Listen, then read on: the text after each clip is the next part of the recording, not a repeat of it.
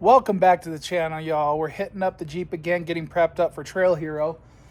And I'm working on something that I had tried to get set up before, and I had it before. Anyways, reverse. Okay, so what I'm working on is my winch.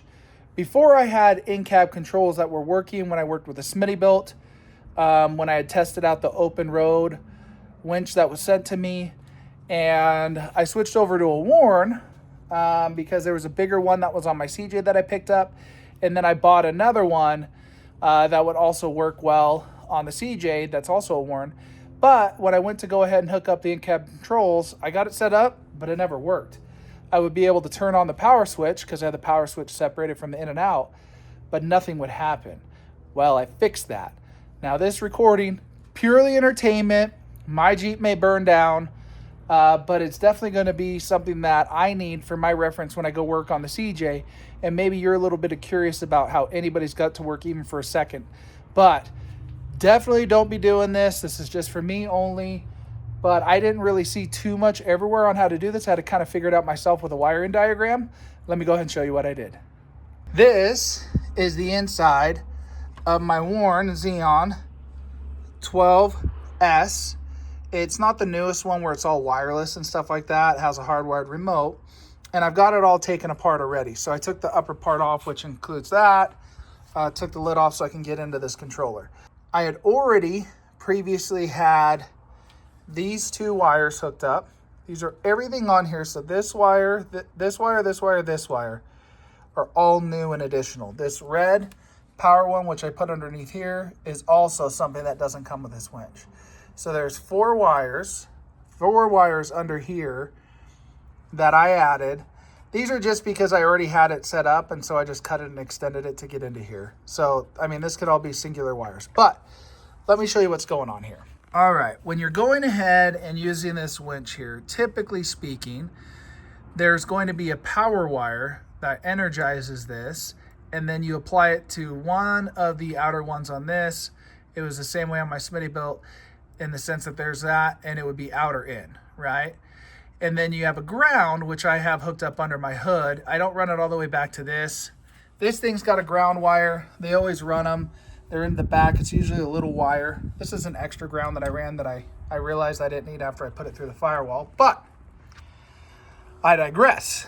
So this is hooked up, and this is hooked up in cab to a switch, which I'll go ahead and walk you in there, right? And that's where all these wires go. These are the ones that go in cab. So there's these four wires, and then this was left open. Well, what I realized is I needed to add this center peg one, which is your brown on this setup.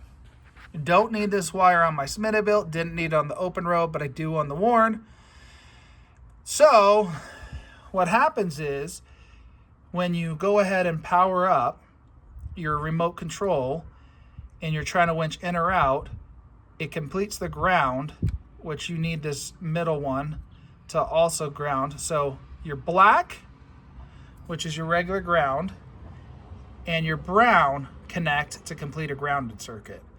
Well, then your green or white then connects to the red, which gives it power. So let's look over here. This red will jump to either the green or the white for outer in, and then the brown and the black jump together to complete the circuit, so that way it'll go. I didn't have this brown connected to ground. So I could probably jump it in here and I wouldn't have to do anything in cab, but I figured I don't necessarily want to always have it grounded under here, and I might have wired it wrong anyways, but I haven't burned down yet, so I think we're all right. I'm all right. You won't be because you're not going to do this, right?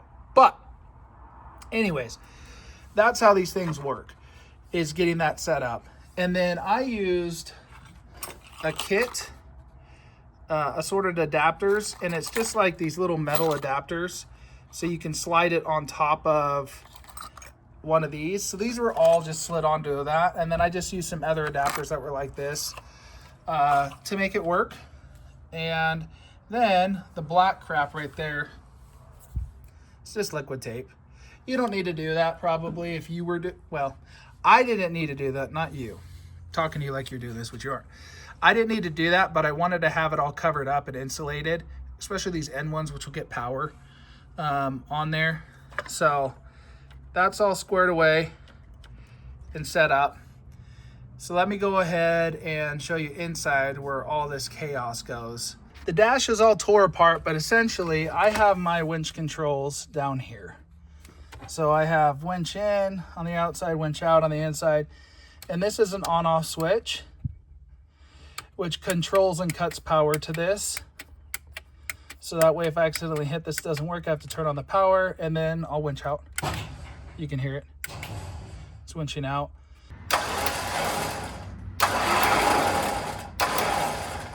Winch in. So that's what I got set up for cutting power. Okay, we got the back of this bad boy now.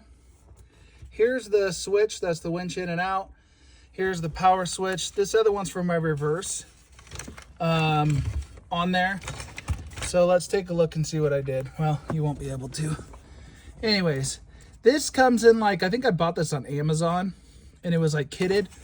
So that way, see if I can get a better shot of it.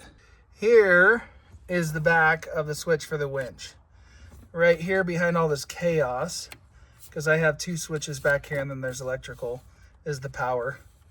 So on this one, which I got from like Amazon, this thing keeps on falling all over the place, sorry. It's jumpering these two back pins, and then it's got this jumper which goes out under the hood. And this is one of the ones that goes to one of those outer on there, 1 or 2. And then the red one is the same kind of deal. It jumpers the 2 of them. And then this takes power. So this is where that red power goes into the switch, right? So on these, they're 3-pronged. Let me see if I can even get in there. Okay, here's an example on this outside one here. Let's get it. This is for my lights. So it's 3-pronged on this, on my setup. So I'm able to go ahead here. That's better. 3-pronged. Okay. So this is your ground on the outside. This was my power. And then this is my jumper.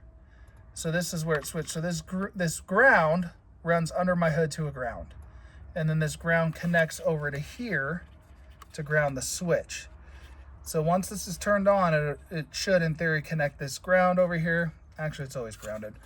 But the power right here that I have coming in, I have to turn the switch on, and then this red jumper takes the power into the switch and energizes the switch itself. Without that switch on, this jumper right here doesn't get power over to here. And then from here, I have those 2 wires. They actually turn black as you go out of there. I just switched into black, but those are the 2 outer ones on the solenoid controller out there for your out and your in. So this one's to the out, so it's on the outside edge, and then the in, which is facing the steering wheel, is this one. What I had to do though, to complete the circuit, was I had to connect that center tongue to ground. And so I did it from in here. As this ground is connected under there to the ground in there, and then it connects over to here to ground this switch, which I have also connected here to this brown wire, which actually goes back to the ground in the middle. So that was the big difference, was adding that brown cable here with the ground back under the hood and out. This extra black wire is that spare ground that I didn't hook up. So that's it, you guys. That's the big difference right here, is just this middle thing needing to be connected to ground. I'm certain you can connect that underneath in the actual winch, but then it's always connected. And back here, now that I've done this, it's likely always connected. I wouldn't want to have power always connected, and this might be a danger too. It looks like chaos, but anyways, that's the difference. This jumper is what energizes the switch.